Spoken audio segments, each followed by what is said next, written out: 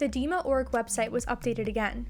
2 new letters from Clancy and a diagram of the antler ritual were uploaded to the site. We were right, Clancy wasn't dead. He was isolated and forced by Dema to write the music for Scaled and Icy. During the Trench era, we thought that Tyler was Clancy, but we were proved wrong when a letter from Clancy was uploaded to the site where Clancy talked about seeing Tyler walk through the trench and Nico come to take him back to Dema, just like what happened in the jumpsuit music video. This is really important because during Trench, Tyler was himself. He wrote the music for Trench. The reason the music for Scaled and Icy sounded so different from anything we had ever heard from 21 Pilots before is because Clancy wrote this music. Ever since Scaled and Icy was announced, Tyler has been portraying Clancy, not himself. We definitely know that Tyler and Clancy are 2 separate people because the people in Dema live in different districts, and depending on the district they live in, a different bishop is responsible for them. Nico is Tyler's bishop and Keon's is Clancy's bishop.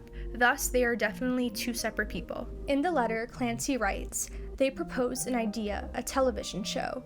This television show was the 21 Pilots livestream experience on May 21st, 2021. Clancy writes, they handed me a pen, a familiar instrument, yet they must be present when I use it. They wanted to manage my imagination and my vision. What were we creating? I wasn't sure. A variety show with songs and set pieces? This proves that Clancy wrote the songs for the Scaled and Icy album, and the songs would be performed at the 21 Pilots livestream experience. Clancy also mentions that one of the bishops was never present during his songwriting sessions. I think the bishop he could be referring to is Nico, aka Blurryface. This also supports the theory I had about why this album sounds so different, because Blurryface has a big influence on Tyler's songwriting, but not on Clancy's. Clancy also writes, everything I created had to be for the benefit of the citizens of Dema, a phrase I heard often. The bishops were closely monitoring Clancy's songwriting, and he had to spread their agenda. This proves that Scaled and Icy was propaganda. Clancy writes about the show day and how they dressed him up and tried to hide his sleep deprivation.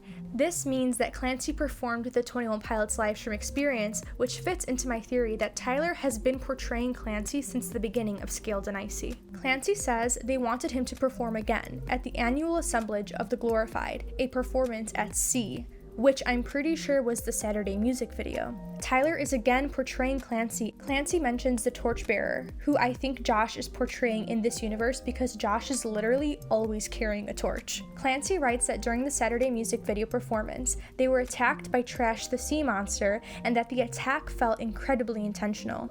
Basically, Trash the Sea Monster didn't accidentally hit the boat, he did it on purpose. He destroyed the ship, which reminds me of the hidden word in his scales on the cover of the Scaled and Icy album. Clancy writes that he washed up on an island, which is the island Voldsoy from the new map of Dema uploaded to the dmaorg site a few days ago.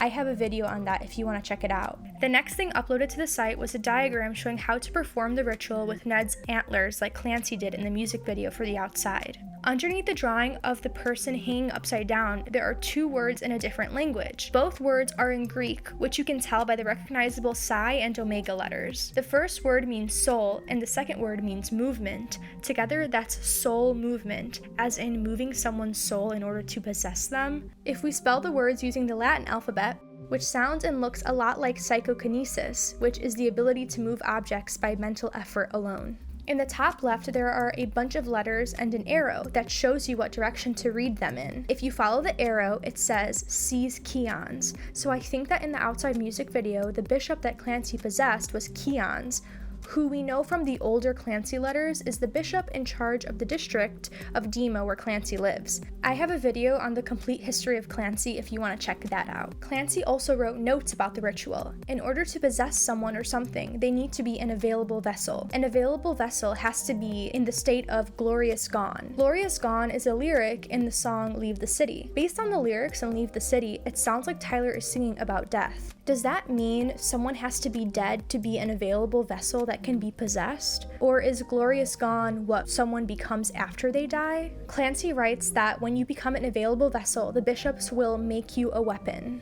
Do you remember the 2 hosts of the 21 Pilots livestream experience? Their makeup was fading away as the show went on, and underneath they looked like they were decaying. They did not look like living people. If you look at the credits after the show ends, you can see that the hosts were the bishops Lisden and Sakarver.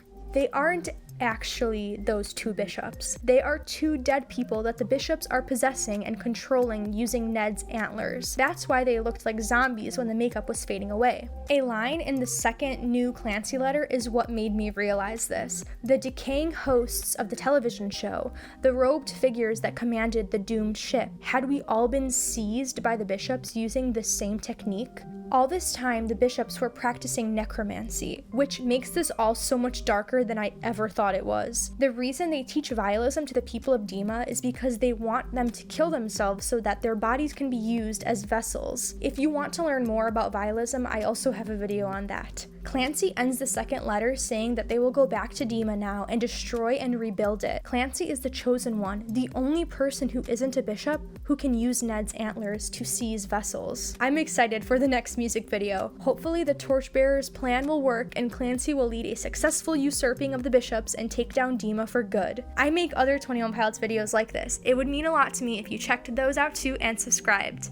Thanks for watching!